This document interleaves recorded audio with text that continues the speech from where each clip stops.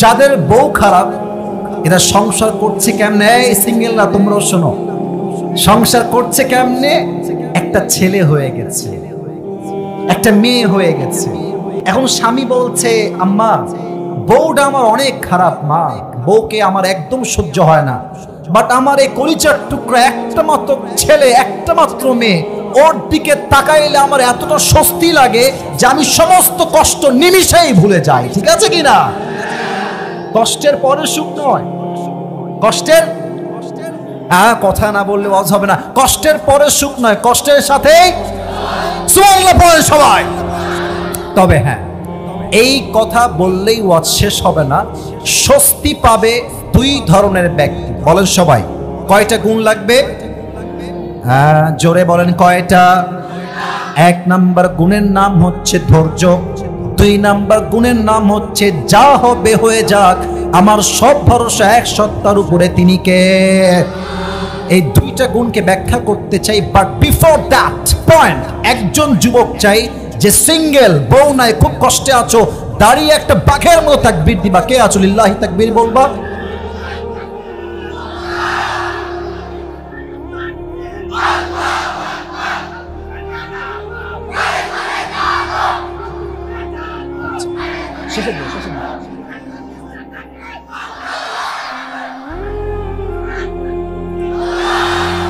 তোর চারটা বউ কনফার্ম। বসে বল বাবা।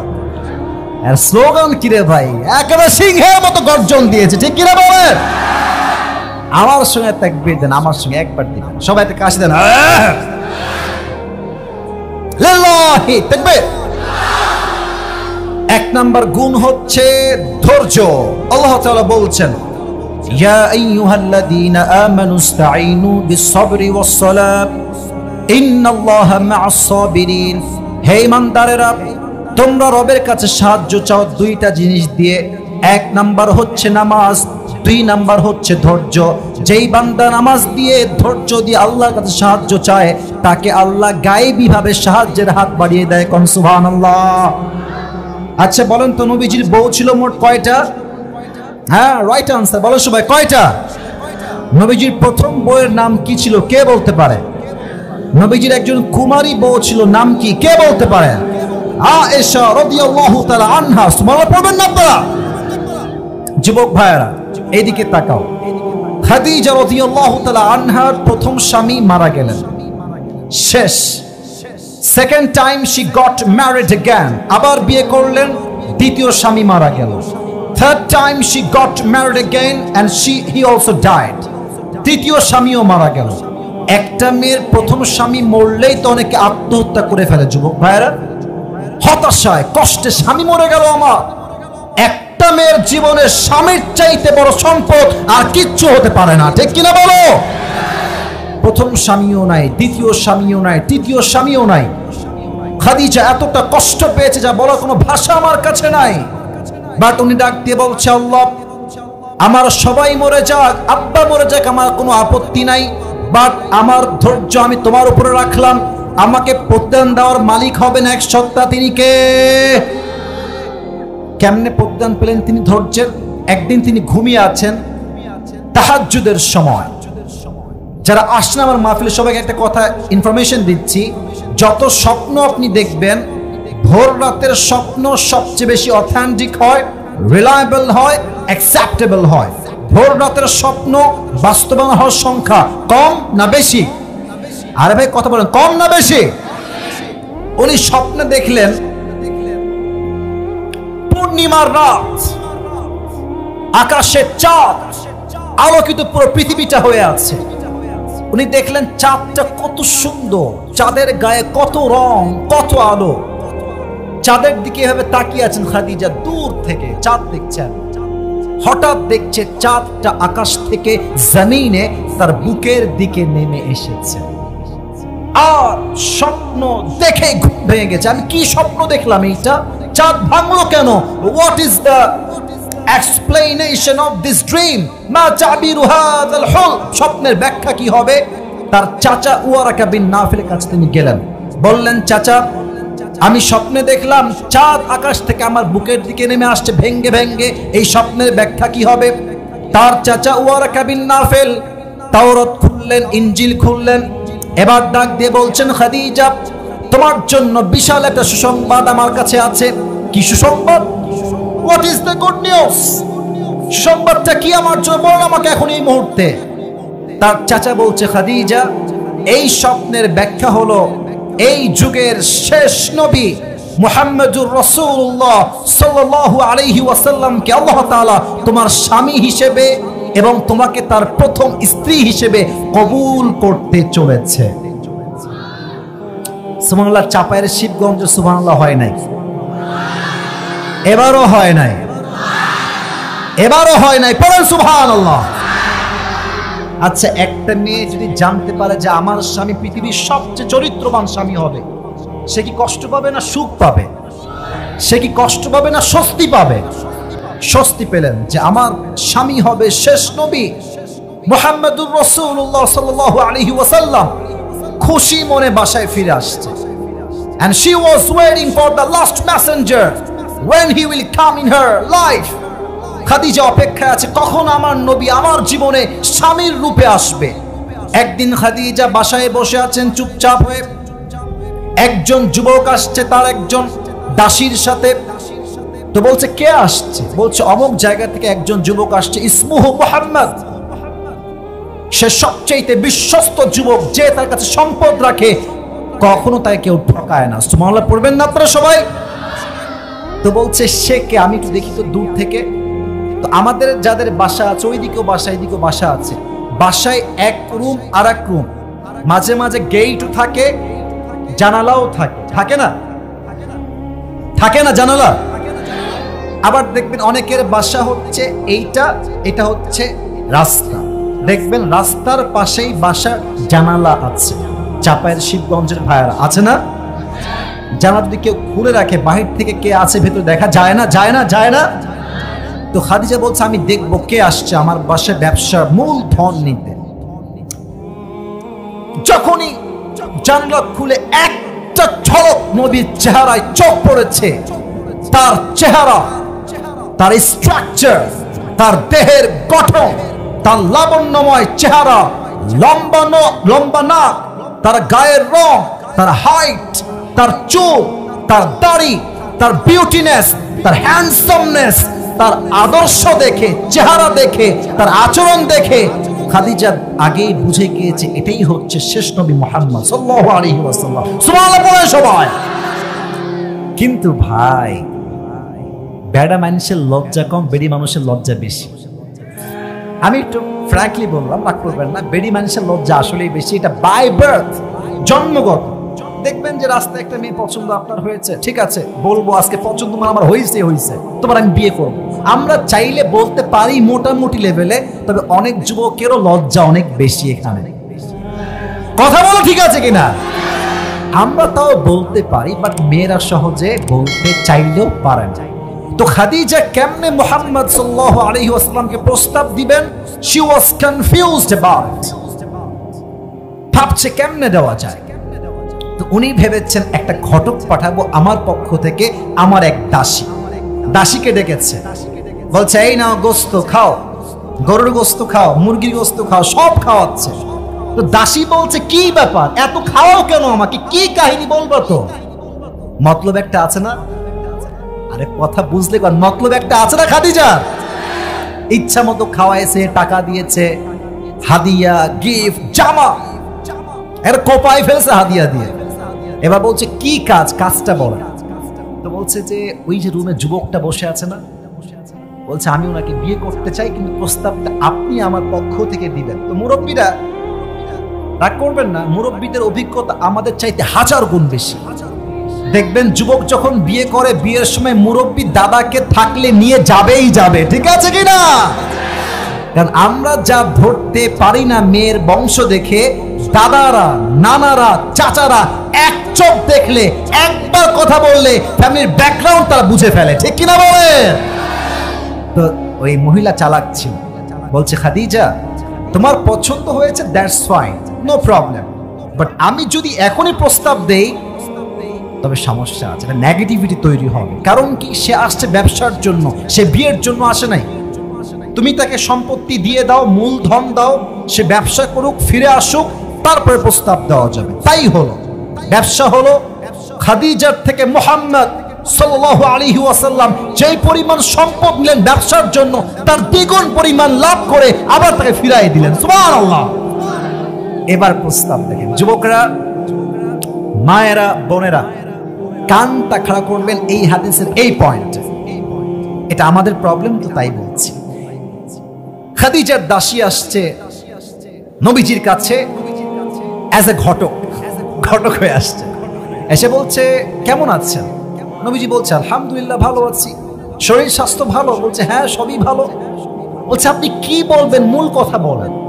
তো মহিলা তো একটু লজ্জা পাচ্ছে, তবুও সব লজ্জা কাটিয়ে সিস্টেমে, ওই যে বলে না, ঝোঁক বুঝে কোপ মারে, মুমিন জায়গা মতো কাজ করে, ঠিক কিনা বলে? বলছে যে, মুহাম্মদ একটা কথা বলবো, ইফ ইউ ডোন্ট মাইন্ড, যে তুমি রাগ না করো। কি বলেন না, কি সমস্যা? তো মহিলা বলছে যে, আচ্ছা তোমার বয়স তো মাশাআল্লাহ 25 years old, you are very strong, very energetic, very powerful, you are a very young man.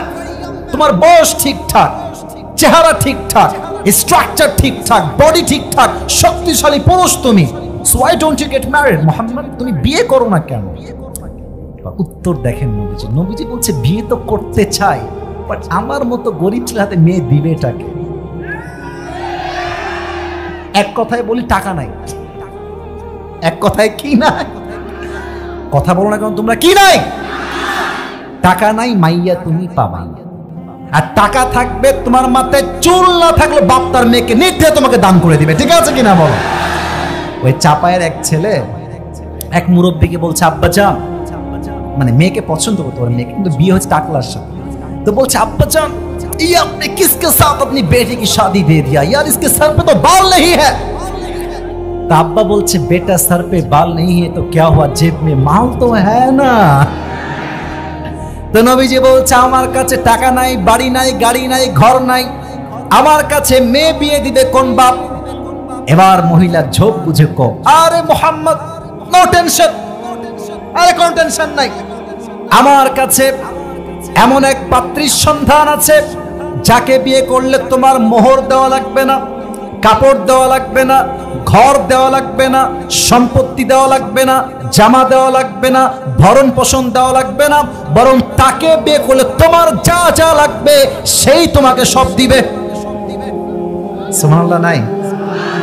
নবীজি বলছে how come it possible, is this really possible?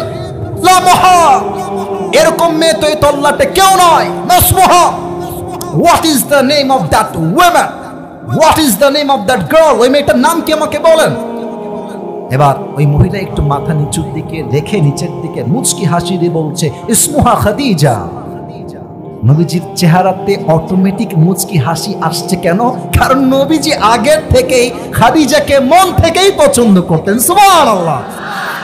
কিন্তু প্রস্তাব দিচ্ছে না কেন? উনি হচ্ছেন বড়লোক ঘরের মেয়ে, আমি হলাম গরিব ঘরের ছেলে।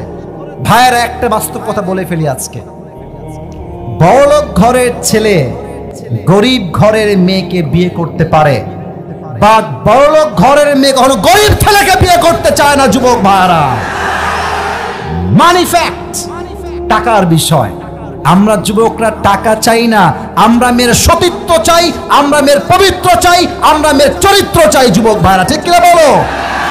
বাট অনেক মেয়ে আছে চরিত্র দেখে না, সতীত্ব দেখে না, সম্মান দেখে না, ফ্যামিলি ব্যাকগ্রাউন্ড দেখে না, টাকা থাকলে ছেলের ঘাড়ে তারা ঝুলে পড়ে। যুবক ভাইরা ঠিক কিনা বলো?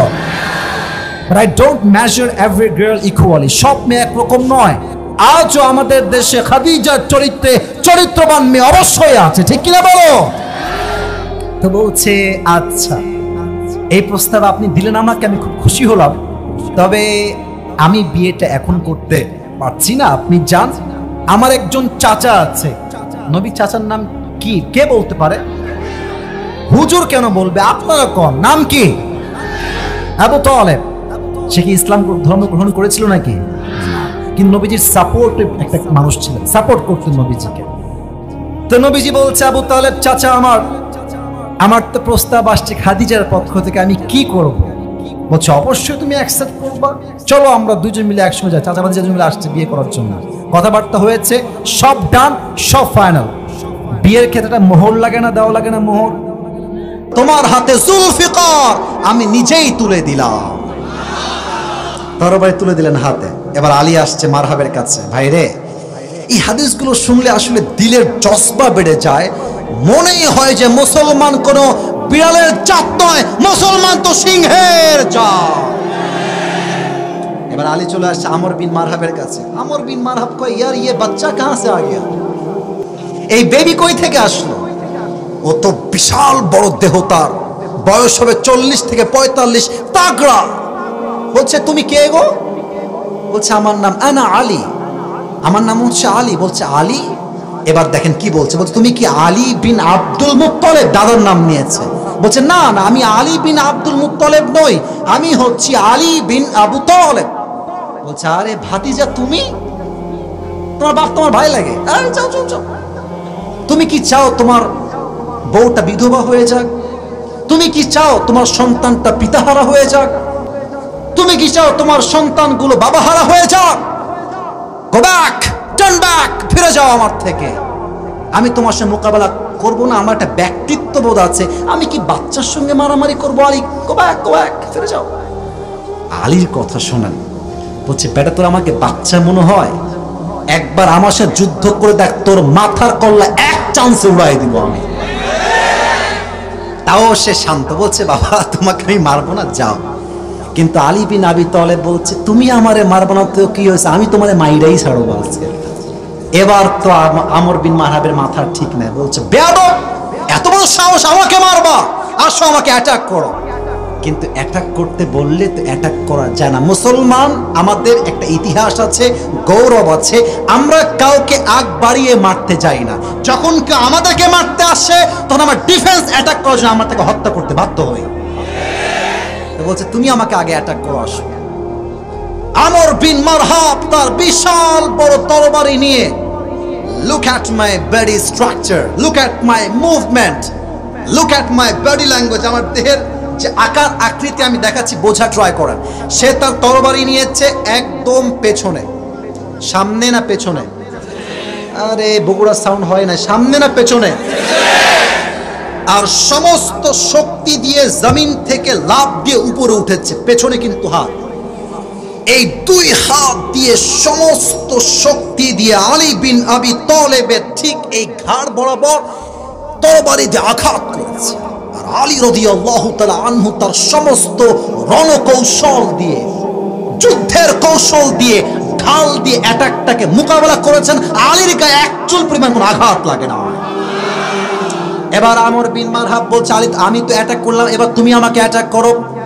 এবার যখন আলী রাদিয়াল্লাহু তাআলা আনহু জুলফিকার তুলে এমন জোরে একটা আঘাত করেছে, আমর বিন মারহাবের কল্লা পুরো দেহ থেকে আলাদা হয়ে গেছে।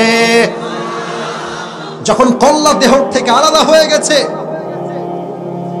এবার আলী রাদিয়াল্লাহু তাআলা আনহু তার দেহের কাছে আসছে। এটা আমার কি? ভাই লজ্জা পাবেন না, আমার সঙ্গে কথা কন, কোনো ভয় নাই, এটা আমার কি? তার পায়ে ছিল জুতা। আমর বিন মারহাব কাফের, কল্লা আলাদা হয়ে গেছে, কল্লা একদিকে, বুক আর একদিকে। আরে বীর পুরুষ কারে কয় রে ভাই? আলী বিন আবি তালেব ওর বুকে পা রাখছে, চাপা দিয়ে ধরছে। বেটা তুই কারে ভয় দেখাস? তুই হলো কাফের মূর্তির পূজারী, আর আমি রব্বে কাবা মুহাম্মদের পূজারী। তোকে আমি কেন ভয় পাবো? তোর ভয় পাবে কাফের মুশরিক বেঈমানরা। আমরা বীরের জাতি, জীবন দিতে প্রস্তুত আছি, সম্মান আমরা কখনো হারাবো না যুবক ভাইরা।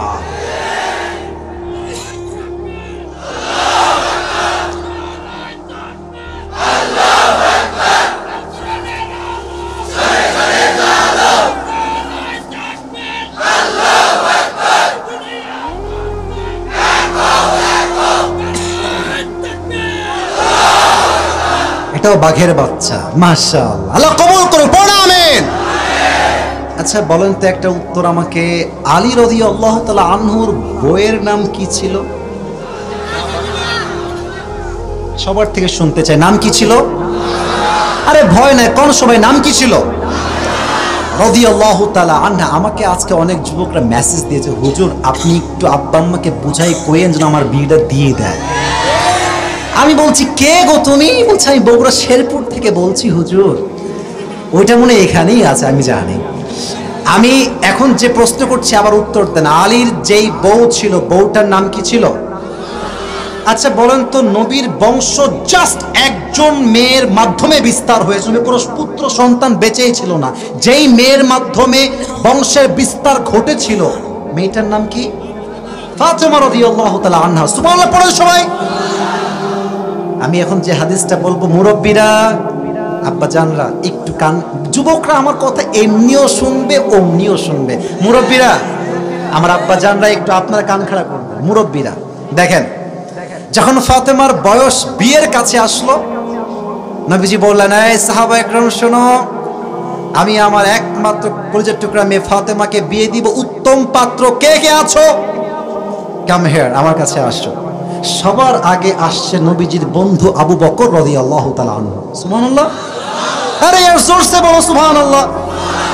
এসে বলছে, ইয়া রাসূলুল্লাহ, ইয়া হাবিবাল্লাহ, আমি আপনার মেয়েকে বিয়ে করতে চাই। নবীজি কিছুই করে, নবীজি চুপচাপ মাথা নিচের দিকে। আবু বকর বুঝে গেছে যে আমার খাওয়া হবে না, আমার বিয়ে হবে না, আমি যাই। চলে আসছে সেকেন্ড টাইম। ওমরে ফারুক আসছে, ইয়া রাসূলুল্লাহ, ইয়া হাবিবাল্লাহ, আমি আপনার মেয়েকে বিয়ে করতে চাই, ফাতেমাকে আপনি কি বিয়ে দিবেন? নবীজি মাথাটা, কোনো কথাই না, চুপচাপ এমনি। ওমর বুঝে গেছে I am rejected, I am rejected, আমার বিয়ে হবে না, আমিও পালাই। আচ্ছা বন্ধু বান্ধব একসঙ্গে থাকলে যুবক, সোনামণি তুমি বসে পড়ো, তাকবীর দেন, লিল্লাহি তাকবীর। এখানে অনেক যুবক তোমরা আসলেই ভালো, কিন্তু তোমাদের কিছু বন্ধু আছে লুচ্চা নাম্বার 1। রাস্তায় দাঁড়িয়ে আছে, মাশাআল্লাহ, বন্ধু কলেজ কবে যাবি, স্কুল কবে যাবি, হঠাৎ করে ওর বন্ধু এই দেখ দেখ দেখ, ও বলছে ভাই আমি দেখবো না, তোর দেখালে মামা, না দেখলেই মিস হয়ে যাবে। তো কিছু যুবক মেয়ে দেখতে না চাইলেও কিছু যুবক চরিত্রহীন হওয়ার জন্য তার বন্ধু চরিত্রহীন হয়ে যায়। সাহাবা একরামরা কখনো এরকম বেয়াদবি মার্কা এরকম কোনো আচরণ করতেন না। তো সব বের হয়ে আসছে, এবার বাহিরে আছে মোট 4 জন সাহাবী, বগুড়ার শেরপুরের ভাইরা। আমার হাতে কোন কয়জন সাহাবী? 1 নাম্বার আবু বকর, 2 নাম্বার ওমর, 3 হচ্ছে আব্দুর রহমান বিন আউফ, 4 হচ্ছে আলী রাদিয়াল্লাহু তাআলা আনহু। আবু বকরের মুখটা লজ্জায় লাল, রিজেক্টেড। ওমরের মুখটা লজ্জায় লাল, রিজেক্টেড। এখন আব্দুর রহমান বিন আউফ আছে আর আলী রাদিয়াল্লাহু তাআলা আনহু আছে। তা আব্দুর রহমান বিন আউফ বলছে, আলী বন্ধু আমার বিশ্বাস তুমি যদি ফাতেমার প্রস্তাব নিয়ে নবীর কাছে যাও, আমার বিশ্বাস বন্ধু আল্লাহ রাসূল তোমাকে খালি হাতে ফিরাই দিবে না। আরে यार জোরসে বলো সুবহানাল্লাহ। এবার আলী বলছে, কি বলো, আমার না আছে বাড়ি, না আছে টাকা, না আছে কোনো আমার ব্যবসা। আব্দুর রহমান বিন আউফ বলছে, রাখে আল্লাহ, মারে কে? মারে আল্লাহ, রাখে কে? আরে ট্রাই তো করো, ট্রাই করতে দোষ কোথায়, ঠিক কিনা বলো? এবার আলী রাদিয়াল্লাহু তাআলা আনহু লজ্জায় লজ্জায় নবীর কাছে আসছে, একবার ডানে একবার বামে, এদিক তিরিং বিরিং তিরিং বিরিং করছে। তো নবীজি বলছে, আলী চাল এদিকে আসো, কি হয়েছে তোমার, লজ্জা কেন, কি বলবা বলো। আলী নবীর কাছে আসার আগে জিব্রাইল ওহী দিয়েছে, ইয়া রাসূলুল্লাহ, আলী আপনার কাছে ফাতেমার বিবাহের প্রস্তাব নিয়ে আসছে। আলী এভাবে মাথা নিচু করে বলছে, নবীজি কিভাবে বলি, কেমনে বলি, আপনি রাগটা করেন কিনা? বলছে, বলবা তো, কি বলতে চাও বলো। আলী বলছে, নবী আমি আপনার মেয়ে ফাতেমাকে বিয়ে করতে চাই। নবীজি আগের 2 বার ছিলেন, এই যে রাইট বলছেন, কথা ঠিক আছে, আগের 2 বার ছিলেন কিপ কোয়াইট, কিপ সাইলেন্ট, কোনো কথা নাই, একদম চুপ। এবার তিনি ইয়েসও বললেন না, নো বললেন না, উনি জাস্ট বললেন, আলী যাও ইনশাআল্লাহ। আরে কোন আলহামদুলিল্লাহ, কেন আলহামদুলিল্লাহ? দেখবেন বিয়ে হয়ে গেলেই সবাই আলহামদুলিল্লাহ হয়ে গেছে, যাও যাও যাও যাও। তো ইনশাআল্লাহ বলার পরে আলী আবার ইনশাআল্লাহর অর্থ বোঝে না, এ প্যাস লাগছে এখানে। আলী আসছে মন মরা, আর ওই যে বন্ধু আব্দুর রহমান বিন আউফ পাঠাইছিল, ও বুঝে গেছে আজকে আমার বাস নিশ্চিত। আমি পাঠাইছি বন্ধু, রিজেক্ট খাইছে, আমার তো কপালে মায়ের আছে, পালাচ্ছে দৌড় দিয়ে। ভাবছে জিজ্ঞেস করি কি হলো আসলে, আবার দৌড় দিয়ে আসে, আলী কি হলো গো, নবী কি বললো? বলছে বন্ধু আমিও রিজেক্ট খাইছি। তো বলছে নবী কি কিছুই বলে নাই? তো বলছে হ্যাঁ নবীজি একটা কথা বলেছেন, শুধু বলেছেন ইনশাআল্লাহ। আব্দুর রহমান বিন আওফ বলে ডাজন্ট মেক এনি সেন্স, বন্ধু তুমি কি বোঝো না, নবীর ইনশাআল্লাহ মানে বিয়ে অর্ধেক ডান হয়ে গেছে। এবার নবীজি মা ফাতেমার কাছে আসছে, ডাক দিয়ে বলছে ইয়া ফাতেমা, তোমার জন্য এই মদিনার তল্লাটে সবচেয়ে চরিত্রবান যুবক আলীর সন্ধান পেয়েছি মা। Do you agree with that proposal? তুমি কি একমত আছো? ফাতেমা ইয়েস না নো না, জাস্ট ইনশাআল্লাহ না, জাস্ট একটু মুচকি হাসি দিয়েছে। নবীজি বলছে আলহামদুলিল্লাহ। বিয়ের ক্ষেত্রে যারা আছেন আমার বাবারা ভাইয়েরা, মেয়ে ইয়েস বলা জরুরি নয়। যদি মেয়ে একটু মিটি মিটি হাসে বুঝবেন দাল মে কুছ কালা তো জরুর হ্যায় ইহাঁ পে, ঠিক কিনা বলো? এ তাহলে কি বুঝলেন শিক্ষা আব্বা জান? আপনি আপনার মেয়ের জন্য ছেলে দেখেছেন আপনার পছন্দ, আপনার মেয়ের পছন্দ হয়েছে কিনা you have to justify that first, ঠিক কিনা বলো? মেয়েকে বলবেন আম্মা তোমাকে আমি অমুক ছেলে বগুড়া শেরপুরে তার বাসা, বিশাল বড় ব্যবসা সে করে, অনেক টাকার মালিক সে, তুমি কি বিয়ে করবা কিনা? মেয়ে যদি বলে আব্বা আমি রাজি না, আপনার চুল পরিমাণ কোনো অধিকার নাই আপনার মেয়েকে জোর করে কোন যুবক বিয়ে দেওয়ার, যুবক ভাইরা, ঠিক কিনা বলো? মেয়ের থেকে পারমিশন নেবেন আগে। তাহলে এখন কি শিক্ষা পেলেন? নবী যখন আলীকে বিয়ে দিলেন, নবী দেখলেন যে আলীর সম্পত্তি টাকা পয়সা কত বেশি, এটা দেখে নবীজি বিয়ে দিয়েছেন। কথা কোন ইয়েস নাকি নো? আলীর কি ঢাকায় বাড়ি ছিল, গুলশানে বাড়ি ছিল, দুবাই বাড়ি ছিল? কিছুই ছিল। আমি মিথ্যা বলছি না, আপনি হুজুর থেকে জিজ্ঞেস করেন। একটা সামান্য ছোট্ট কুঠির ঘর ভাড়ায় থাকতেন। নবীজি কেন বিয়ে দিয়েছেন? টাকা না থাকতে পারে, বিশাল বড় ফ্ল্যাট না থাকতে পারে, বাট যার কাছে উত্তম চরিত্র আছে তার কাছে তো একজন মেয়ে বউ হিসেবে সুখী হবে যুবক ভাই। অতএব আব্বা জান যারা আসছেন, মেহেরবানি করে টাকাওয়ালার সঙ্গে নয়, চরিত্রবান যুবকের সামনে মেয়েকে বিয়ে দেওয়া লাগবে যুবক ভাইরা, ঠিক কিনা বলো? আল্লাহ আব্বা জানদেরকে বোঝার তৌফিক দান করুন, পড়া আমিন। এবার যারা বিবাহিত ভাইরা আছেন, সিঙ্গেলরাও বইল, বিয়ের পরে ঝগড়া মারামারি নাই, কথা কয় না কেন? আছে না নাই রে ভাই? বিয়ে হচ্ছে এমন একটা লাড্ডু, দিল্লি কা লাড্ডু হ্যাঁ, খাओगे तो भी पछताओगे, नहीं खाओगे तो भी पछताओगे, খাইলেও আফসোস না খাইলেও আফসোস, ঠিক কিনা বলেন? তা আমার মনে হয় না খাওয়ার চাইতে খেয়ে আফসোস করাই ভালো মনে হয়, ঠিক আছে? দেখেন বিয়ের পরে একদিন আলীর সঙ্গে ফাতেমা, আচ্ছা রাত বেজে গেছে 11:40, আমার সময় দেওয়া ছিল 1 ঘন্টা, প্রায় শেষের কাছাকাছি। 12টা পর্যন্ত কি আজকে ওয়াজ হবে না? হবে না? হবে না ইনশাআল্লাহ হবে না? তাকবীর আল্লাহু তাকবীর। একদিন ফাতেমার সঙ্গে আলী তুল ঝগড়া, সেই লেভেলে ঝগড়া। আলী বলছে ধুর বাড়িতেই থাকবো না, বাড়িতে চলে গেলাম আমি। সত্যি বাড়ি থেকে বের হয়ে গেছে। এবার নবীজি বাসায় আসছে, ফাতেমা এই না আলী, আলী কোথায়? ফাতেমা তো ভয় পাচ্ছে, আমি যদি বলি রাগারাগির জন্য বের হয়ে গেছে খবর তো আমার হয়ে যাবে। আর যদি আজকালকার শ্বশুর হতো, এত বড় সাহস, আমার মেয়েকে ধমক দিয়েছে, আজকে জামাইয়ের একদিন কি আমার একদিন। আর মেয়েরাও কম চালাক না, বাসায় যা হবে মা বলো বলো বলো বলো। কিছু মেয়ে আছে শ্বশুর বাড়ির কথা তিলকে তাল বানিয়ে বয়ান করে দেয়। আর বাবা বলেছিস আমার মেয়েটা কত অবুঝ, এটা ডাইনি বুড়িরা বাপ জানেই না। তো নবী চাপার ভাড়া কথা মোহর লাগে না? আজকাল তো মোহর লাগবে 1 লাখ, মেয়ের বাপ বলে 20 লাখ না লিখলে আমার মেয়েকে বিয়েই দিব না। কেন লেখায়? ভাবে যে 20 লাখ লিখে তো আমার মেয়েকে ছাড়তে পারবে না। এই জুলুমের জন্য এই দেশে জেনার সংখ্যা বেড়েছে, বিয়ের সংখ্যা কমে গিয়েছে আমার যুবক ভাইরা। এবার বলছে আবু তালেব মোহর আমি কি ধার্য করবো, আমাদের গরিব মানুষ, মোহর তোর কিছু আমাদের কাছে নাই। তো খাদিজা বলছে কি দিবেন, যা আছে তাই বল। তো বলছে আবু তালেব যে আমরা মোহর হিসেবে সর্বোচ্চ 20টা উট দিতে পারবো, আর কিছু না। খাদিজা বলছে এতেই আমি খুশি। সুবহানাল্লাহ। তো ঠিক আছে উট নিয়ে আসেন, উট নিয়ে আসছে। এখন মেয়ে পক্ষের লোক আছে, ছেলে পক্ষের লোক আছে, এটা মেহমানদারির দরকার আছে না? আরে কোন মেহমানদারির দরকার আছে না? আছে না? কি খাওয়াবে? টেনশন নবীজির ঘাড়ে। কেমনে খাওয়ায়? খাদিজার মন কত বড়! খাদিজা বলছে, আমার এই 20টা উট মোহরের সবগুলো জবাই করো, আমার মোহরের উট দিয়ে সমস্ত মেহমানদের মেহমানদারি করায় দাও।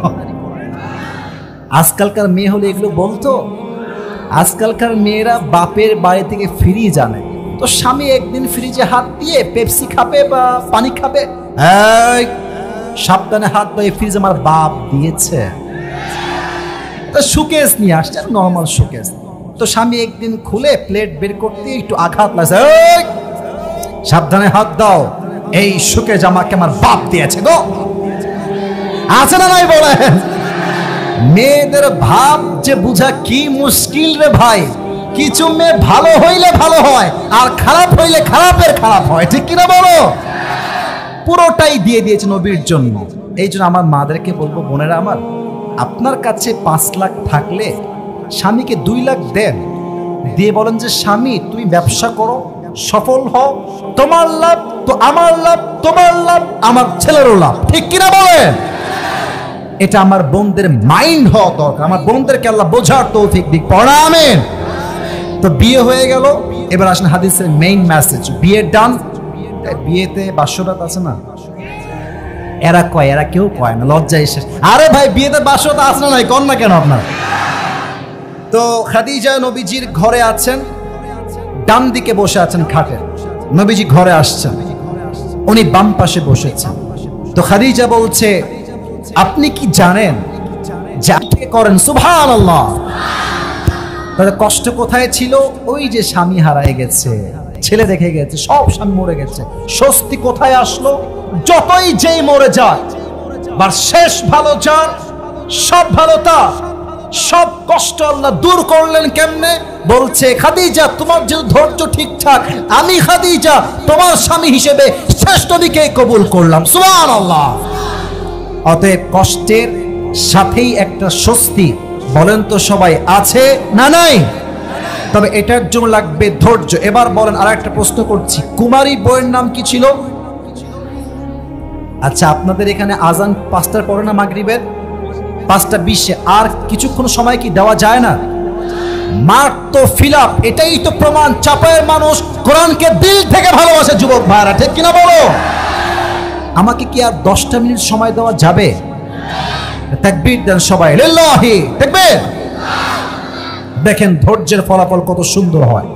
আয়েশা রাদিয়াল্লাহু তাআলা আনহা, আমাদের দেশে ভাই একটা বিয়ে করাই মুশকিল, 4 বিয়ে তো ইয়ার বহুত দূর কি বাত है।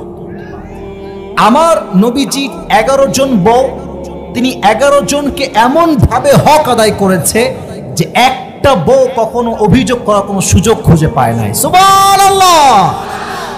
আপনারা কি লটারি বোঝেন? লটারি, আচ্ছা এটা হচ্ছে একটা বক্স, তাই না? আচ্ছা, এটা একটা কাগজ, একজনের নাম লিখলাম, জানি আপনারা জানেন তো, বুঝাচ্ছি হাদিসের জন্য। আর একজনের নাম লিখলাম, আচ্ছা আর একটা কিছু নেই, আর একজনের নাম দেখলাম, 3টা নাম রাখলাম বাটিতে এমনি। এবার বাটি নিয়ে তুললাম একটা টিস্যু, যার নাম আসবে সেই পাস, সেই লটারি পাস। তো নবী প্রত্যেক মাসে প্রত্যেক বউকে নিয়ে ঘুরতে যেতেন। কেমনে ঘুরতেন? লটারি করতেন, যার নাম আগে আসতো তাকে নিয়ে ঘুরতে যেতেন। তো একদিন লটারি করে প্রথম নাম আসছে আয়েশা। সুবহানাল্লাহ নাই আপনাদের সবার? আয়েশার নাম বের হতে নবী অনেক খুশি। বাট সব বউ বসে আছে, তো বউয়ের সামনে যদি কোনো স্বামী আরেক বউকে ভালোবাসে, বউ সব সহ্য করলো, এটা চুল পরিমাণ সহ্য করতে পারে না, ঠিক আছে কিনা?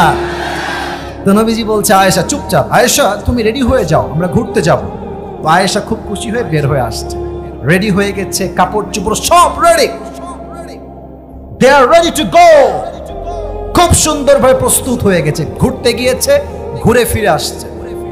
তো দেখবেন আপনাদের এলাকায় ভ্যান আছে, দেখবেন যে ভ্যানে মোটা লোক বসলে মনে হবে টায়ারটা ব্লাস্ট হইল বলে, আর চিকন লোক বসলে দেখবেন ভ্যানলা এমন ভাবে ভ্যান চালায় মনে হয় ভ্যানে কেউ বসেই নাই। তো আম্মা জানা আয়েশা আমার দিকে তাকান, আমি খুব মোটা, আমি খুব চিকন আবার না, মোটামুটি। বাট আম্মা জান আয়েশা অনেক চিকন ছিলেন, স্লিম বডির মানুষ ছিলেন। হাদিসে এটাই আসছে, উনি খুব স্লিম বডির মানুষ ছিলেন। তো যখন ফিরে আসবেন, রাস্তায় 1 নম্বরের চাপ দিয়েছে। আমি ব্যাখ্যা দিচ্ছি না, 1 নম্বরের চাপ। তো ইস্তেনজার জন্য উনি বললেন উটের যে পালকি, বললেন স্টপ, থামো, আমাকে আমার প্রয়োজন পূরণ করতে দাও, আমি আবার ফিরে আসছি। তো উনি উটের পালকি থেকে নেমে গিয়েছেন হাজত সারতে, ইস্তেনজা বা 1 নম্বর করতে। তো উনি যখন ফিরে আসছেন, উনি কি ফিরে আসছেন কিনা ওই উটের পালকির যে চালক সে বোঝে নাই, কারণ উনি এত চিকন ছিলেন, উঠলেও বোঝা যায় না, ওই নামলেও বোঝা যায় না। তো আয়েশা আসার আগেই ওই লোক চলে আসছে, ভেবেছে আয়েশা উঠে গেছে। আয়েশা দেখছে সে উটের পালকি আর নাই, পুরো মরুভূমি, কেউ নয়। এবার আয়েশা একটা চাদর বিছিয়ে চাদর মুড়ি দিয়ে ঘুমায় গেছে। নবীজি বাসায় যাওয়ার পরে জানতে পেরেছেন খাদিজা আয়েশা ইজ মিসিং, উনি আসেন নাই। তো একজন সাহাবী তাকে বললেন, যাও তুমি আয়েশাকে গিয়ে উটের হাওতাজ বা পালকিতে করে আমার বাসায় নিয়ে আসো। তো ওই সাহাবী বের হয়ে গেলেন, মরুভূমিতে আসলেন, দেখলেন যে একটা ছোট্ট চাদর এমনি লম্বা হয়ে আছে, কেউ একজন মুড়ি দিয়ে শুয়ে আছে। তো উনি এসে নাম ধরে ডাকলে বেয়াদবি হবে, তাই তিনি একটা সাফওয়ান বিন মুআত্তাল, তাই না, এটা কাশি দিলেন। আয়েশা উঠলেন, উঠে বসলেন পালকিতে, ফিরে আসলেন বাসায়। কিন্তু যারা মুনাফিক তারা সুযোগ পেয়ে গেল, তারা বলল, আপনার নাউজুবিল্লাহ জোরে বলবেন, তারা প্রচার করলো কি যে আয়েশা এই যুবকের সঙ্গে ফিরে আসার সময় জিনা করে বাসায় ফিরে আসছে। আরেকবার বলেন নাউজুবিল্লাহ, নাউজুবিল্লাহ। আচ্ছা, চাপায়ের শিবগঞ্জের ভাইরা, আয়েশার মতো একজন মহিয়সী জান্নাতি নারী কোন পুরুষের সঙ্গে ব্যভিচারে লিপ্ত হতে পারে? Do you believe that? আপনার কি বিশ্বাস হয়? কিন্তু অনেক মুসলমানরা বিশ্বাস করে ফেলে। এর দ্বারা প্রমাণ কি হলো?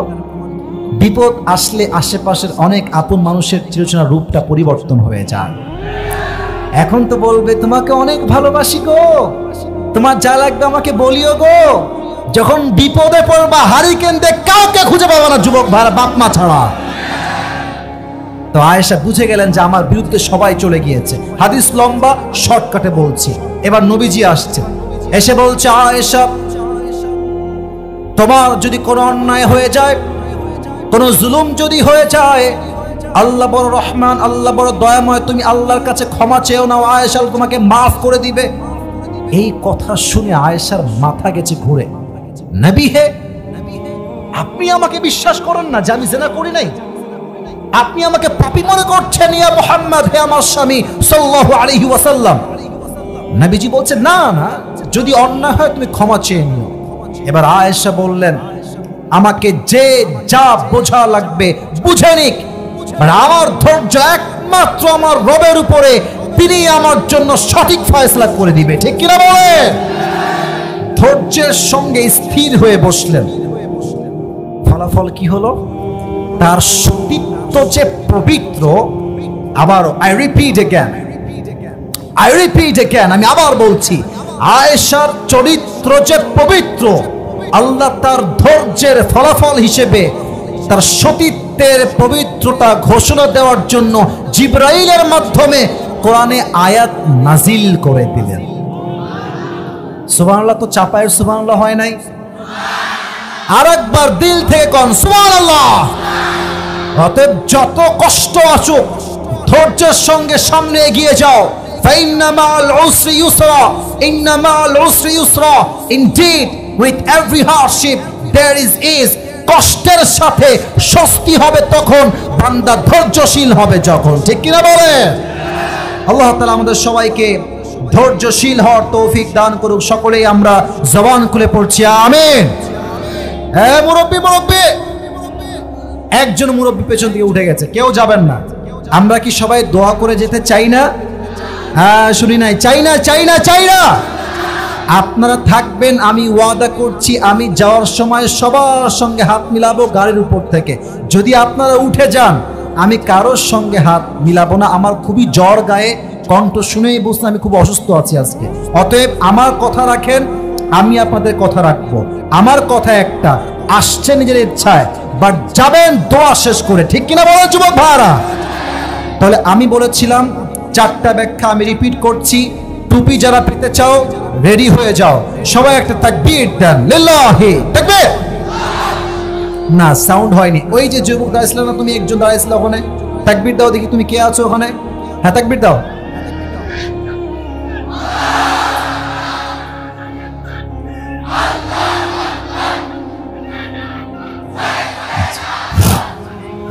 বুঝে গেছে।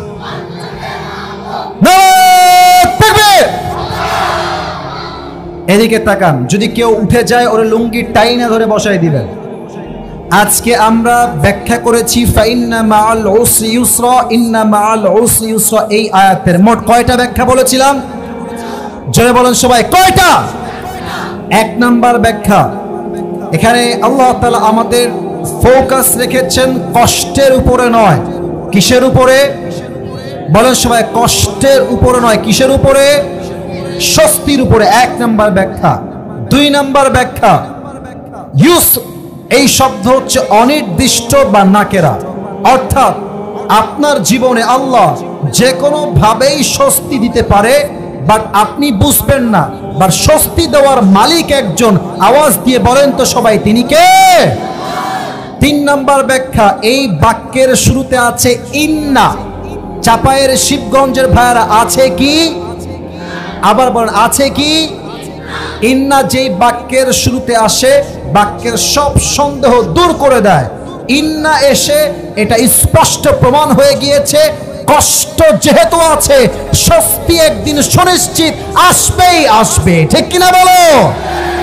4 নাম্বার বলেছিলাম, আমরা বলি কষ্টের পরেই আছে সুখ, বাট ট্রান্সলেশনটা ভুল। কষ্টের পরে সুখ নয়, কষ্টের, রিপিট আফটার মি, কষ্টের পরে সুখ নয়, কষ্টের সাথে। সুবহানাল্লাহ পড়বেন না আপনারা সবাই? আর বলেছিলাম সংক্ষেপ, কষ্টের সাথে স্বস্তি পাবে সে যার কাছে আছে কয়টা গুণ? হাত তুলে সবাই শিবগঞ্জে ভাড়া, কয়টা গুণ? হাত নামান। 1 হচ্ছে সবর বা ধৈর্য। 1 নাম্বার কি? ধৈর্য। এই ধৈর্যের ক্ষেত্রে বলেছিলাম খাদিজার কথা। সব স্বামী মারা গেছে, উনি কি আল্লাহকে বলেছেন যে আল্লাহ তুমি আমাকে এত কষ্ট দিলে, তুমি কি এতটা জালেম হয়ে গেছো? ইয়েস নাকি নো? নো, উনি বলেন নাই। উনি বলেছেন আল্লাহ আমি তোমার উপর ধৈর্য ধারণ করলাম, তুমি ফলাফল দিবা। ফলাফল হিসেবে শেষ নবীকে তার স্বামী হিসেবে কবুল করেছে একজন, তিনি কে? 2, আয়েশার উপর একটা বড় মিথ্যা অপবাদ আসছে, উনি ধৈর্যশীল ছিলেন। তার ফলাফল হিসেবে তার পবিত্র চরিত্রকে হাইলাইট করবার জন্য এই কোরআনে আয়াত নাজিল করেছে একজন, আওয়াজ দিয়ে বলেন তিনি কে? আর 2 নাম্বার গুণের নাম হচ্ছে তাওয়াক্কুল।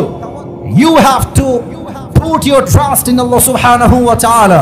ওয়া মান ইয়াতাওয়াক্কাল আলাল্লাহি ফাহুয়া হাসবুহ। এই ছেলে বেরাই বসো, আশ্চর্য কথা। বাবুরা বসো। وَمَنْ يَتَوَكَّلْ عَلَى اللَّهِ فَهُوَ حَسْبُهُ. Whoever trusts in Allah subhanahu wa ta'ala, Allah is sufficient for him. যে ব্যক্তি আল্লাহর উপর ধৈর্য ধারণ করে, ভরসা করে, আল্লাহ একাই তার জন্য যথেষ্ট হয়ে যায়। সুবহানাল্লাহ। وَلَسَوْفَ يُعْطِيكَ رَبُّكَ فَتَرْضَى. If you can put your trust in your Lord, definitely Allah will give you something that will definitely make yourself happy. যেই বান্দা দুঃখে কষ্টে আল্লাহর উপরে ভরসা করতে পারে, আল্লাহ তাকে এত দিবে, এত দিবে, এত দিবে, সে কল্পনাই করতে পারবে না। সুবহানাল্লাহ। ভলান্টিয়ার্স ভাইরা খুব দ্রুত যান। সাউন্ড সিস্টেম কোথায় আছে? সাউন্ড সিস্টেম একবার তাকান আশেপাশে মাহফিলে, যত লোক আজকের মাহফিলে আসছে। ওদিকে না সোনামণি, এদিকে যত লোক আজকের মাহফিলে আসছে তার 90% বেশি যুবক ভাইরা আজকের মাহফিলে এসেছে। এটাই প্রমাণ ইসলামের গণজোয়ারকে আটকে দেওয়ার সাধ্য কোনো বাপের নয় যুবক ভাইরা। এটাকে আপনি যত দমন করতে চাইবেন, এটা ফুলে ফেপে তত সামনের দিকে এগিয়ে যাবে। যারা ইসলামকে দমন করতে আসবে তাদের 14 গোষ্ঠীর বংশ হয়ে যাবে চাপায়ের শিবগঞ্জের ভাইরা। আর সেটা মোকাবেলা করবে কারা? আমাদের যুবক ভাইরা। এই যে দেশটা স্বাধীন, যত মানুষ রক্ত দিয়েছে, ছাত্র জনতা বুকের তাজা রক্ত দিয়ে শহীদ হয়ে এই দেশকে আবার দ্বিতীয়বার স্বাধীন তারা করেছে যুবক ভাইরা। অতএব যুবক ঠিক তো পুরো দেশ ঠিক, যুব সমাজ নষ্ট তো পুরো দেশটাই নষ্ট হয়ে যাবে। ঠিক আছে কিনা? আমি আমার ওয়াজ আজকে ভূমিকায় বেশি কথা বলবো না, মূল বিষয়ের দিকে ফিরে যেতে চাই। কারণ আসরের পরে time is very very short, একটু পরে দেখবেন মাগরিবের আজান হয়ে যাবে। তো আমরা কি আজকে আচরণ দেখেন, মুরব্বী আব্বা জান, ও আব্বা জান, ও মুরব্বী যুবক ভাইয়ারা এদিকে তাকাও। নবীজি বলছে কত বড় সাহস তোমার, তুমি আলীর সঙ্গে ঝগড়া করেছো মা, খবরদার নেক্সট টাইম আর ঝগড়া করবা না। নবীজি শ্বশুর হয়ে দোজাহানের সর্দার তিনি নিজেই আলীকে খোঁজার জন্য লাঠিতে ভর করে বাহিরে বের হয়ে গেলেন। গিয়ে দেখছে আলী ওই দূর মরুভূমিতে একটা চাদর বিছিয়ে রাগে কিটমিট করছে আর এমনি শুয়ে আছে। বইয়ের উপর রাগ উঠলে ভাই কাউরে বলা যায় না, যার রাগ উঠে একমাত্র সেই বোঝে এই রাগের তেজ কত বেশি যুবক ভাই। তা আলী ওইদিকে ফিরে তাকায় আছে, শুয়ে আছে। নবীজি বলছে চলো, এই মাটির বাপ আলী স্টপ, কান্নাকাটি করো না, ওঠো। উঠেছে, হাত ধরেছে, সোজা বাসায়। আচ্ছা বাবু তোমার হাত দাও দেখি, এই যে এই হাত দাও। মনে করো এটা হচ্ছে আলীর হাত। এটা কার হাত? এক্সাম্পল, নট আলীর হাত, এটা এক্সাম্পল, উদাহরণ। এটা কার হাত? রাদিয়াল্লাহু তাআলা আনহু। আপনার এটা হাত দিবেন, এই হাতটা দেন। মনে করেন এটা হচ্ছে ফাতেমার হাত। ভাই আমি কিন্তু এক্সাম্পল দিচ্ছি, এটা কার হাত? তো নবীজি আলীর হাত ধরেছে এমনে, দেখা যায়? আরে यार বাতাও, দেখা যায়? এটা আলীর হাত, এটা ফাতেমার হাত। নবীজি বলছে ফাতেমা এদিকে আসো। ফাতেমা যান, আমি যাব না, ঝগড়া হয়েছে, যাব না। ফাতেমা এদিকে আসো, ধমক দিয়েছে, দৌড় দিয়ে আসছে, হাত ধরেছে। এবার নবীজি আলীর ডান হাত বুকে রাখছে, তার উপরে ফাতেমার হাত রাখছে, আর তার উপর নবীজি নিজের হাত রেখেছে। সুবহানাল্লাহ পড়বেন না আপনারা? এমনি হাত ধরেছে তিনজন। এটা হচ্ছে ফাতেমার হাত, এটা আলীর হাত, তার উপর নবীজির হাত। আরে यार বাতাও তো সুবহানাল্লাহ। এবার নবীজি কি চালাক দেখেন, আগে মেয়েকে বলছে মা, ও সরি মেয়েকে না, ছেলেকে, ভাই ভুল জারি হোক সরি বলতে হয় ছেলেদেরকেই রে ভাই। মেয়েদের রগ এত বেকার, যতই ভুল করো কথা বলেন, ঠিক আছে কিনা? ওরা সরি বলবে, কিন্তু এইদিকে এদিকে বলবেই না। তোমারই দোষ সব, তুমি সব করেছো। একজন স্বামী সংসার টিকাবার জন্য নিজেকে নির্দোষ যেন বাধ্য হয়ে সরি বলতে হয়। নবীজি বলছে আলী বলো ফাতেমা আই লাভ ইউ। সুবহানাল্লাহ বলেছো ভাই। আই লাভ ইউ মানে কি? রাগ মাগ সব খতম, এখন থেকে আমরা আবার মিউচুয়াল আন্ডারস্ট্যান্ডিং এ আসলাম। তুমিও আমার, আমিও তোমার, তোমার ভুলও আমার, তোমার সব গুণও আমার, ঠিক কিনা বলো? এবার বলছে ফাতেমা তুমিও বলো সরি। এখন যেহেতু আলী আগে সরি বলেছে, ফাতেমার ব্যক্তিত্ব দূর হয়ে গেছে। ফাতেমা বলছে Ali I love you too. আমাদের কনভারসেশন আর কি, আলী বলছে আই লাভ ইউ, ফাতেমা বলছে আই লাভ ইউ। জায়গায় সমাধান। যদি এই ঝগড়া আপনি সমাধান না করতে পারেন, এই দেশে আজকে সবচাইতে তালাকের রেট বেড়ে গিয়েছে যুবক ভাইরা। কথায় কথায় তালাক। আর তালাক হবে না কেন? মেয়েরা বিয়ের সময় চরিত্রবান বাদ দিয়ে গাঞ্জাখোর দেখলেই মেয়েদের পছন্দ হয়েছে। যত গাঞ্জাখোর আছে দেখবা সবগুলোর সুন্দরী সুন্দরী গার্লফ্রেন্ড আছে। চরিত্রবান যুবক ভালো একটা মেয়েকে বিয়ে করবে, সুন্দরী গুণবতী দেখতে, আমার আপনাকে পছন্দ, আমার গাঞ্জাখোর লাগবে, গাঞ্জাখোর আমার পছন্দ। আচ্ছা বগুড়া শেরপুরের ভাইয়েরা মুরব্বীরা এদিকে তাকান তো, আমার মুখে এটা কি আব্বাজান যুবক ভাইয়েরা? না আমি শুনি না, বামে আওয়াজ এদিকে আওয়াজ না, এটা কি? দাঁড়িয়ে রেখে আমাকে খ্যাত লাগতেছে। এই তোমরা কথা কও না কেন ভাই? আনস্মার্ট লাগতেছে। এই যে সবার দাঁড়িয়ে আছে, এই যে ওনার দাঁড়িয়ে আছে, ইনার দাঁড়িয়ে আছে। ভাই দাড়ি যে রাখে সে জাস্ট সুন্দর নয়, তার মতো হ্যান্ডসাম আর কেউ হতে পারে না। তো যারা আমাকে দাড়ি রেখে পছন্দ করতে চাইবে না, ক্রিস্টাল ক্লিয়ার কথা, যে আমাকে দাড়ি রেখে বিয়ে করতে চায় না সে আমার বউ হওয়ার কোনো যোগ্যতাই রাখে না। বলো তো, আমার নবীর মুখে দাড়ি ছিল কি ছিল না? নবীর মতো সুন্দরের তল্লাটে আর কেউ হতে পারে? চাঁদের চেয়ে সুন্দর তুমি, নবী আমার কমলিওয়ালা, দো জাহানের বাদশাহ তুমি, প্যারা নবী সাল্লাল্লাহু আলা, দো জাহানের বাদশাহ তুমি, প্যারা নবী সাল্লাল্লাহু আলা, চাঁদের চেয়ে সুন্দর তুমি, নবী আমার কমলিওয়ালা। সুবহানাল্লাহ পড়ে। তো আমি যেটা বলছিলাম যে বিয়ের সময় আপনি দেখবেন কার চরিত্র কত ভালো, চরিত্রকে গুরুত্ব দিবেন। ওয়াল্লাহে, আল্লাহর শপথ করে বলতে পারি এই সম্পর্ক জান্নাত পর্যন্ত যাবে, এটা ডিভোর্স হবে না। আচ্ছা এবার কোন বিয়ের পরে আমরা তো মনে হয় সব মধ্যবিত্ত পরিবারের সন্তান। আমি কি ভুলভাল বলছি নাকি কিছু? এখানে কারো কি ঢাকার উত্তরায় ফ্ল্যাট আছে, গুলশানে ফ্ল্যাট আছে, বাড়িধারায় ফ্ল্যাট আছে, বাড্ডায় ফ্ল্যাট আছে, বসুন্ধরায় ফ্ল্যাট আছে, যমুনায় ফ্ল্যাট আছে? we are from middle class family, we belong middle class family. আমার বাবা মা, এটা তো আমরা অহংকার বিহীন বলি, আমার বাবা মা স্টিল টিনের বাসায় থাকে। আমাদের অনেকের বাসা টিনের, অনেকের বাসা ছাদের। বাট মধ্যবিত্ত পরিবারের সন্তান কেমন জানেন? ওকে আপনি এসিতে দিবেন, এসিতেও থাকবে, নন এসি দিবেন, ওখানেও থাকবে। গোস্ত দিবেন, গোস্ত খাবে, ডাল ভাত দিবেন, ডাল ভাতও খাবে। ওকে আপনি কম্বল দিবেন, তাও ঘুমাবে, কম্বল না দিবেন তাও ঘুমাবে। ওর বাইক হইলেও চলে, রিক্সা হইলেও চলে, সাইকেল হইলেও চলে। মধ্যবিত্ত পরিবারের সন্তান মানে একটা ব্র্যান্ড।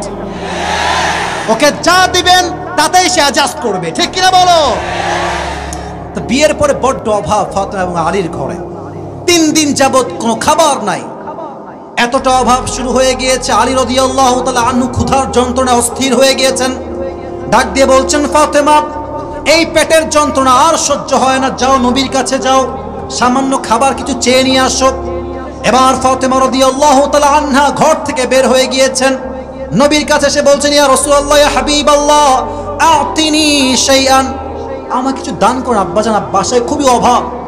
3 দিন যাবত চাল নাই, ডাল নাই, ভাত নাই, কিছু নাই। নবীজি বলছেন, তাই? আচ্ছা শোনো মা, মুরব্বি আচ্ছা আব্বাজান মানে ওয়াশরুমে যাওয়া লাগবে। একটা জিনিস দেখছেন, ওয়াশ করছি 1 ঘন্টা প্রায় 15 মিনিট, কেউ ডান বাম হয় না। এটাই প্রমাণ বগুড়ার জমিনটা কলের জমিন। যুবক ভাইরা, আল্লাহ যেন কবুল করে, পড়া আমিন। নবীজি বলছে, ফাতেমা শোনো আম্মাজান, আমার কাছে খাবারও আছে, এদিকে তাকান, খাবারও আছে, আবার আমার কাছে 5টা দোয়া আছে। খাবারও আছে 5টা, খাবার কি বলছে? 5টা বকরি আছে। আম্মাজান, which option you wanna select? তুমি কোনটা নিতে চাও? 5টা বকরি নিবা না 5টা দোয়া নিবা? ফাতেমা বুঝে গেছে আম্মাজান, ফাতেমা বুঝে গিয়েছে আমার আব্বাজান আমাকে ধৈর্যের পরীক্ষা নিচ্ছে। এবার ফাতেমা ডাক দিয়ে বলছে, আব্বাজান 5টা বকরির কোনো প্রয়োজন আমার নাই, আমাকে জাস্ট 5টা দোয়া শিখায় দেন। আমি ফাতেমা 5টা দোয়া শিখলেই আমি খুশি হয়ে যাব। 5টা দোয়া কি ছিল আমি পড়ছি, আপনারা জাস্ট শুনবেন, শেষের দোয়া আপনারা পড়বেন। আমি বলছি, ইয়া আউয়ালাল আউয়ালিন, ইয়া আখিরাল আখিরিন, ইয়া যাল কুওয়াতিল মাতিন, ইয়া রাহিমাল মাসাকিন। শেষ শব্দের দোয়া সবাই পড়বেন, সবাই, এভরিওয়ান। এটা কাশি দেন। শেষ শব্দের দোয়া, ইয়া আরহামার রাহিমিন। কয় শব্দের দোয়া বললাম? মোট কয় শব্দের দোয়া বললাম? আরে ভাই জোরে করেন, কয়টা? 5টা শব্দের দোয়া কালকে ইউটিউবে আপলোড যাবে, সবাই শুনবেন। এই 5টা শব্দের দোয়া অভাবে, কষ্টে, দুঃখে, বাসায় চাল নাই, ডাল নাই, ব্যবসায় বরকত নাই, জব নাই, চাকরি নাই, অভাব সংসারে, 5টা শব্দের এই দোয়ার আমল যে বান্দা দিন রাত করবে, আল্লাহ তার অভাব গায়েবী খাজানা থেকে সব দূর করে দিবে। এবার ফাতেমা 5টা দোয়া শিখে ফিরে আসছে আলীর কাছে। Ali is waiting for food, কখন আসবে খাবার, আমি কখন ভাত খাবো। তো দেখছে ফাতেমা দূর থেকে আসছে, তার হাত 2টাই খালি, কিছুই নাই।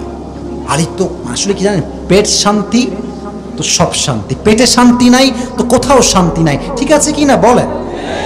তো বলছে ফাতেমা আইনা তাআম, ওয়্যার ইজ দ্য ফুড, খাবার কোথায়, তোমার হাত তো খালি।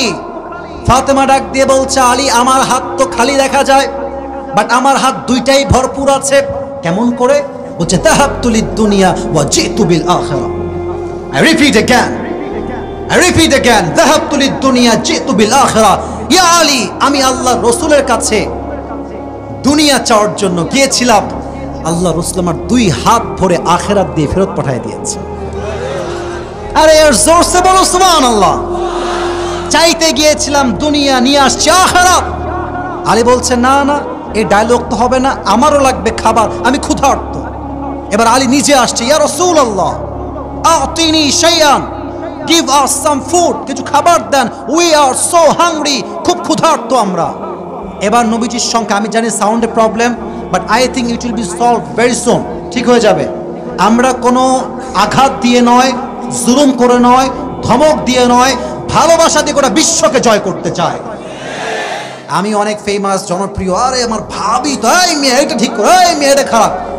বিশ্বাস করেন একজন মানুষ কতটা সুন্দর এটা তার চেহারা দেখে নয়, তার ব্যবহার দিয়ে জাস্টিফাই করতে হয়।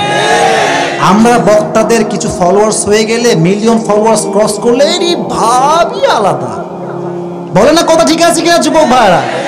আমাদের বোঝা উচিত শেখ হাসিনাকে জনগণ যেভাবে নামাইছে, আমাদেরকে নামাইতে এক মিনিটও লাগবে না যুবক ভাইরা। যে জুলুম করবে, অহংকার করবে, তার পতন নিশ্চিত হয়ে যাবে আল্লাহর পক্ষ থেকে, ঠিক কিনা বলো?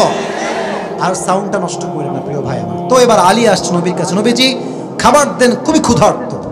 আচ্ছা, আগে ছিল বগুড়ার শেরপুরের ভাইরা কয়টা বকরি? রাইট আনসার, লেফট সাইডে। মাশাআল্লাহ, they are very energetic, they are very active. বলেন সবাই মারহাবা। ফাতেমার কাছে কয়টা বকরি ছিল? এবার নবীজি বাড়াই দিয়েছে, বলছে আলী জামাই শোনো, তোমাকে খাবার দিব কিন্তু অপশন দিব দুইটা। আমার কাছে আছে 5000 বকরি আর আছে 5টা দোয়া, which one you want to select, তুমি কোনটা নিবা? আলী বুঝে গেছে শ্বশুর আব্বাজান আমাকে সবরের পরীক্ষা নিচ্ছে। আলী বলছে ইয়া রাসূলুল্লাহ 5000 বকরির দরকার নাই, 5টা দোয়া শেখান, আমি এতেই খুশি হয়ে যাব। আরে ভাই পড়েন না সবাই সুবহানাল্লাহ। 5টা দোয়া শিখে বাসায় ফিরে আসছে। ফাতেমা এবং আলী দুইজন মিলে সবরের সাথে 5টা শব্দের দোয়াল আমর স্টার্ট করেছে। হাদিসে আসছে অল্প দিনে তাদের সমস্ত অভাবকে আল্লাহ গায়েবী খাজানার দ্বারা দূর করে দিয়েছে। অতএব পরিবারে অভাব আসতে পারে, মধ্যবিত্ত পরিবার বলে, বাট হতাশ হওয়া যাবে না। যে আল্লাহর উপরে ভরসা করে সামনে আগাবে, তার রিজিককে আল্লাহ নিজেই খুলে দিবে যুবক ভাইরা, ঠিক কিনা বলো? শেষ একটা হাদিস বলতে চাই, যেহেতু 12টা বেজে গেছে, বলা যাবে নাকি যাবে না? ওই যে দুইজন কই যায় বাবুরা, সোনামণিরা? একজন যাচ্ছে। আচ্ছা, কেউ গেলে ওরা টাইনে ধরতে পারবেন না এবার ইনশাআল্লাহ? যেহেতু আমাদের দেওয়ার টাইম শেষ, এখন যারা আমরা আছি, আমরা আসিফ হুজুরকে চোখের দেখা দেখতে আসি নাই, আমরা আল্লাহর ভালোবাসা আসতে মাহফিলে এসেছি যুবক ভাইরা। সবাই একটা কাশি দেন দেখি, এটা তাকবীর দেন দিয়ে সবাই লিল্লাহি তাকবীর। লাস্ট হাদিস, এরপর কোন হাদিস বলবো না। এই দেখেন, যাদের বউ আছে আমার প্রিয় ভাইরা, দেখবেন বউদের ডিমান্ড এত বেশি যে বউয়ের ডিমান্ডে স্বামী ঘুষ খাইতে বাধ্য হয়। কথা না বললে ওয়াজ করবো না, আরো জোরে বলেন ঠিক আছে কিনা? আইফোন 13 আসছে দাও, 14 আসছে দাও, 15 আসছে দাও, 16 আসছে এইটাও দাও। কিছু মেয়ে দেখবেন এদের চাহিদা শেষ নাই, আর কিছু মেয়ের চাহিদা এত খারাপ যুবক ভাইরা, don't take it negatively. IPhone 16 pro max পাওয়ার জন্য কক্সবাজার পর্যন্ত আজকালকার মেয়ে চলে যায়। এদের চরিত্রে আল্লাহ ঠাটা পড়বে যুবক ভাইরা, ঠিক কিনা বলো? তবে সব মেয়েকে এক পাল্লায় মাপলেই হবে না। আজকালকার অনেক মেয়েরা আছে যারা ফাতেমার চরিত্রে চরিত্রবান, যা দিবেন তাতে তারা খুশি হয়ে যাবে, ঠিক কিনা বলো? তো ফাতেমা রাদিয়াল্লাহু তাআলা আনহা আলীর কাছে জীবনে কিছুই চায় নাই। সুবহানাল্লাহ পড়ে সবাই আপনারা। তো স্বামী হিসেবে একটা জেদ, আরে বউ কিছু চায় না কেন? আমাদের জেদ কোথায়, বউ এত কিছু চায় কেন? আর আলীর জেদ কোথায়, বউ কিছু চায় না কেন? পার্থক্য কি বোঝা যায়? আমাদের সমস্যা কোথায়, বউ এত